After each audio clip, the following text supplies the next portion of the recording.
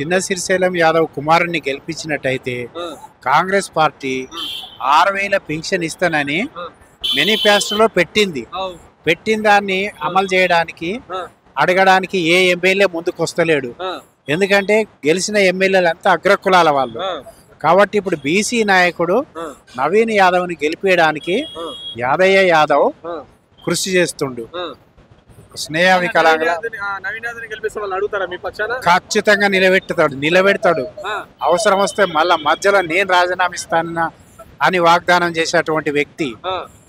అయితే ఎవరైతే నవీన్ యాదవ్ని గుండా అంటుండ్రో, ఈ గుండా అనేవాడే గుండా.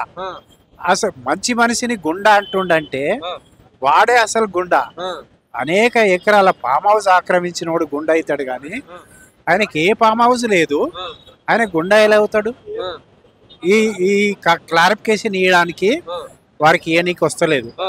కాబట్టి మేము బహిరంగ సభలో నిలదీయడానికి మాత్రమే వచ్చారు. తప్పకుండా.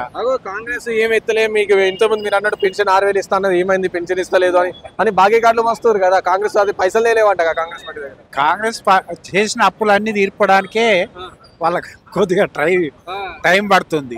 కాబట్టి ఆ టైముని నవీన్ యాదవ్ వచ్చినట్టయితే వికలాంగులది ఆపితేనే ఈ అప్పులు తీరాయి కదా, దాన్ని ఇచ్చేయమని అడుగుతాడు.